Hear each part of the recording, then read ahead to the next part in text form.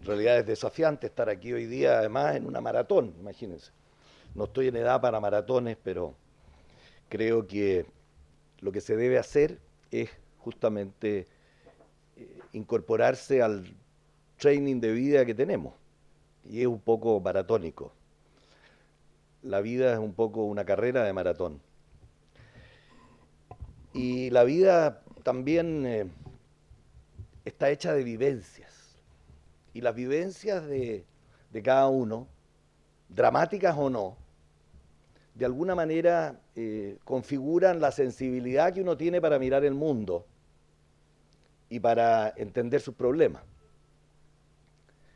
Por eso si yo miro cuál ha sido mis vivencias, me focalizo en un mundo de la Guerra Fría, en el mundo del siglo XX, donde hoy día me desafío yo mismo a hablar del siglo XXI.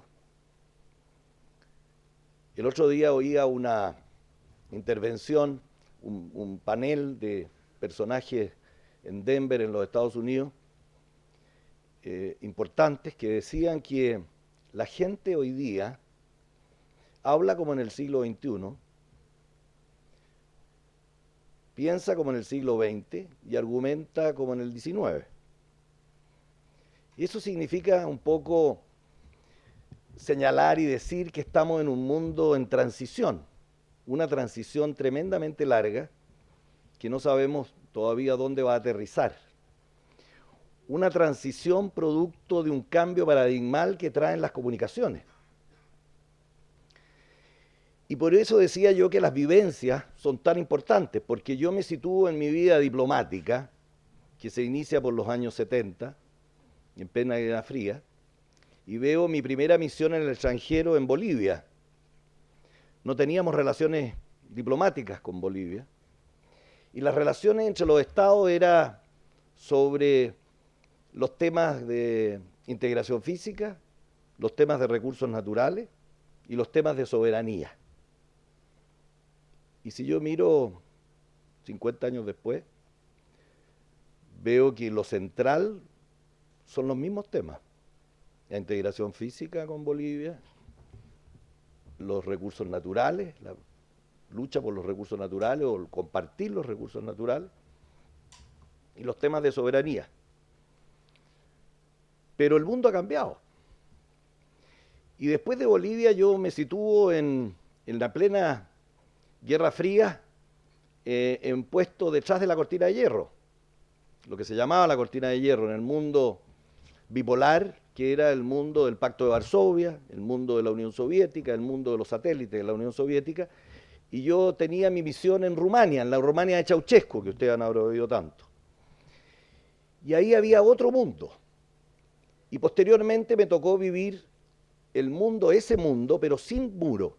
Después de la caída del muro como embajador en Rusia, ya no era la Unión Soviética, pero era la misma gente, los mismos métodos. Se había hecho una revolución, un cambio con la misma gente. Entonces este cambio paradigmal, ¿de dónde viene? Viene de la transformación de las tecnologías de las comunicaciones.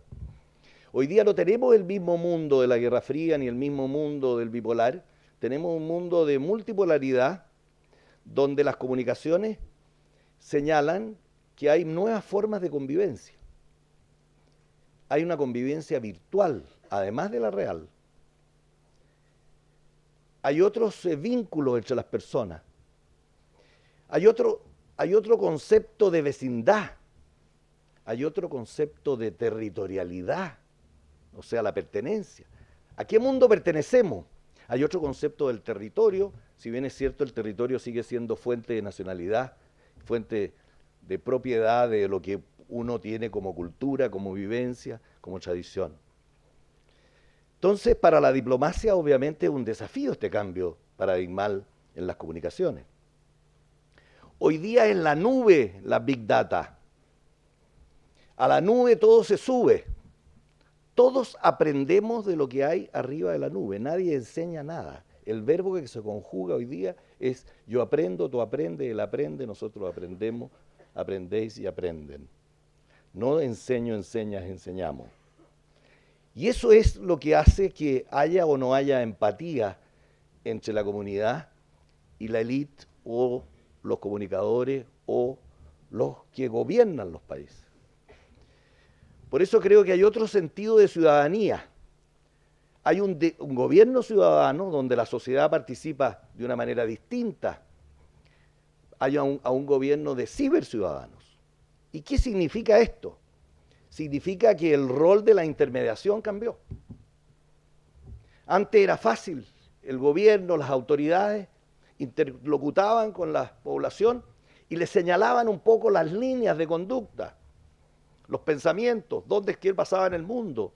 Se interpretaba, se ansiaba la llegada de los diarios, se leía, ojalá algunos muchos, otros pocos. Pero hoy día tenemos el mundo de yo te pregunto, tú me respondes, donde el rol de la intermediación entre el padre y el hijo ya no es el mismo, entre el púlpito y el feligrés, entre el académico y el alumno, entre el político y el elector. Ya nadie quiere que le interpreten o le guíen por qué es lo que está sucediendo en el mundo. Uno ya lo sabe lo que está sucediendo en el mundo. La mente actúa más rápido, pero obviamente que falta el filtro. Y eso quizás es la confusión en que estamos y no podemos bajar. De ahí que la diplomacia, que ha sido siempre y tradicionalmente un intermediario, ¿qué es lo que es un diplomático? Viene de la historia, el diplomático era el que llevaba el diploma del monarca, el mensaje del monarca, amarrado, cosido a caballo, transportando un mensaje de un monarca a otro monarca como un intermediario. El rol de la intermediación central. En una diplomacia nómada, donde viajaban las personas para entregar un mensaje. Y fuimos moviéndonos cuando empieza a nacer el Estado-Nación y vamos moviéndonos a una diplomacia más institucional, con instituciones, con interpretación, una diplomacia más de círculos, una diplomacia más de élite, una diplomacia más confidencial, todo era secreto. Y vamos llegando después a una diplomacia como hoy día, donde no solo el rol de la intermediación cambió, sino que también el rol de la información, el valor, acceso y utilidad de la información, obviamente que cambió. Y eso hace que la Big Data sea importante, pero sea importante también qué es lo que se puede utilizar de esa Big Data, porque hoy día todos suben a la nube, pero también todos se preocupan de que lo que ellos tienen en la nube no tener acceso a otros. Y está el hackeo, y están las dificultades de los transmisores, y están las dificultades de las comunicaciones. Cuando hay una tendencia a una cultura universal, aparece también la idea de una cultura nacional. Alguno quiere enfatizar lo propio, lo que sabe, la patente, patentizar. O sea, en un mundo de competencia, quizás no competir. Entonces, el desafío de la Big Data y de las comunicaciones hoy día, en los términos que las conocemos, hacen que la diplomacia sea una diplomacia distinta, pero asumida, pero no practicada. Estamos en los prolegómenos quizás de un cambio del cambio paradigmal se asiente en la labor del diplomático. Por eso cuando yo pienso en lo que se hacía en las relaciones en la diplomacia, ¿qué hacía la diplomacia? Era la relación entre los estados, a través de los temas que yo enunciaba. El interés nacional era la soberanía del Estado, defender la frontera, los recursos y a su gente, su identidad. Hoy día se incorporan nuevos temas, pasan desde la astronomía, la medicina, pasan hasta el miedo, hasta la formación de las personas, se transforman en global y se incorporan como parte del interés nacional. Un interés nacional muy abarcador, donde se necesita mucha participación, mucho conocimiento y también mucha capacidad de discernimiento en este cúmulo de información que existe y de transmisiones que se hacen en la cotidianidad. Por eso, entender al mundo a través de nuestras vivencias y interpretarlo era como decía Ortega y Gasset, que decía que para entender al mundo había que conversar con el entorno. Es cierto, estamos conversando a través de la nueva manera de comunicarnos con el entorno, pero quizás no estamos teniendo una institucionalidad acorde para utilizar esa información en beneficio del progreso, del porvenir y el beneficio de los ciudadanos. Por eso lo que decían anteriormente, esto de un mundo mejor, ¿qué significa un mundo mejor? ¿Significa más progreso? ¿Significa más felicidad? ¿Significa mayor presencia o mayor influencia de quienes saben y de quienes conocen lo que puede ser el mundo o las intríngules de la historia? Por eso, hoy día creo que la comunicación que abre estos nuevos vínculos cambia estos conceptos que decía yo. Hoy día el vecino territorial existe, obviamente, pero existe el vecino virtual. Y ese vecino virtual hace que nosotros en la cuenca del Pacífico, por ejemplo, seamos vecinos de Japón, seamos vecinos de los territorios de ultramar de Francia. Antes había una explosión en el atolón de Mururoa y nosotros nos sentíamos que era tan lejano, pero que había que protestar. Hoy día ni siquiera alguien piensa que puede haber una explosión nuclear en el atolón de Mururoa en el fondo del mar. O sea, hoy día la comunicación y la vecindad no la da la territorialidad solamente el territorio, la dan los mares, la da el aire, y por eso hace que las conductas y se altere la vida de las personas y los vínculos entre las personas, y de alguna manera seamos ciberciudadanos, significa de alguna manera ser ciudadanos del mundo.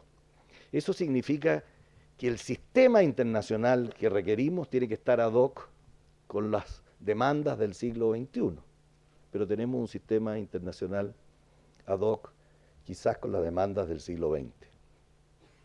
Me dirán que es un poco utópico pensar que inmediatamente vamos a tener un sistema internacional acorde con las demandas y los desafíos que nos pone el siglo XXI. Pero yo creo que para poder innovar hay que tener algo de utopía. Si no se tiene utopía, no hay un espíritu épico para poder innovar y desarrollar.